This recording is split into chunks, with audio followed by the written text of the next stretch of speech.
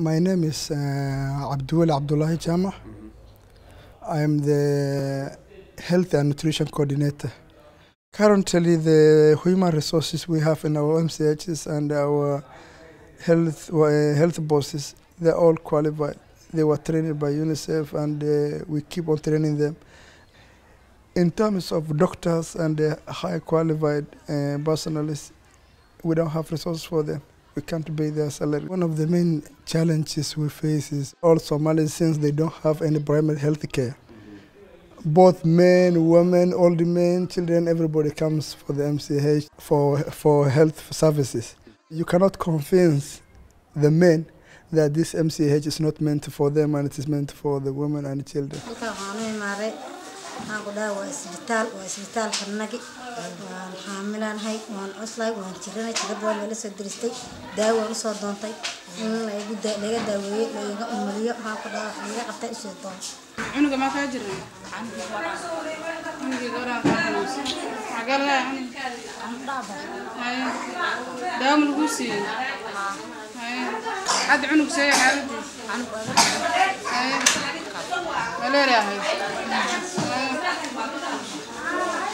MCHka maasha Allah 3 bilood ayuu shaqeynayaa bishii 4 bilood ayuu shaqeynayaa shaqadiisana aad iyo aad u wanaagsan tahay way jiraan caqabado qaar ah way jiraan bukaan fara badan baa noo yimaado inta badan dadku waxay ka cawdaan sida shuban biyoodka sida malaariyada sida maxay ahayd tonsiska ilmaha oo dhuuntaan aad looga qabto ilmaha oo shuban dhiig uu ku dhaco xanuunadaas aad u fara badan oo ilmaha ku dhaco sida maxay ahayd skin disease ka xitaa uu badan yahay uu jira asagana gacanta maxaa ka gaaray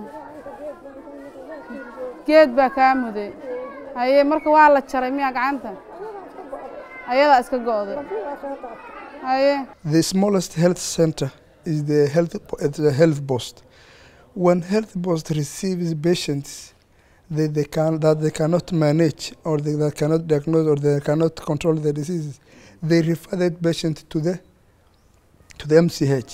bishaan oo kaleeto hadda waxaan qabanay bukaan oo 370 hayay bukaan ahaan qabanay bishii ka soo horeysay way ka badnayd bishii ka soo horeysay waa xoogaa meel dhexe ahayd waa step by step waa Basically, HIRDA is a partner with UNICEF. That's where we got our supplies. So we requested from them to give us a laboratory services in our MCH. malaria waxaan ku baarnaa bahal yiraahdo RTD waan ku baarnaa inta badanna waxa waay negative-ka aad u badisaa ilmihi waxa laga yaabaa malaria aad uga muuqato oo maxay ahayd malaria hayso oo aad dareemaysid inay malaria hayso inay markii soo boodisa negative ayaa dhici karto marka ma haysano islays kale to lagu baaray ma haysano We don't provide services, laboratory services, which we are supposed to. So you cannot exactly diagnose the disease confirmed. Only we are using what we call the clinical symptoms. And sometimes it will be very difficult for you to differentiate diseases. Maybe sometimes you cannot differentiate pneumonia from TB, or sometimes you cannot differentiate meningitis from malaria.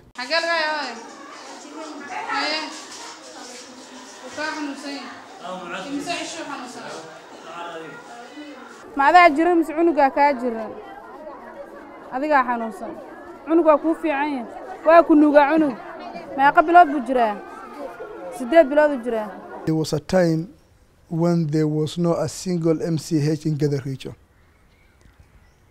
Then again, there was another stage where we had only one NGO working in health sector in Gather region. Now we have reached to a level where we have more than 5 NGO working in health sector and nutrition. More than 5, 6 in Gather region only.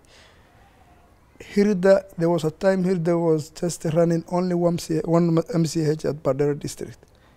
We have improved it from 1 year to the next, and we have more than 5 MCH in Gather region.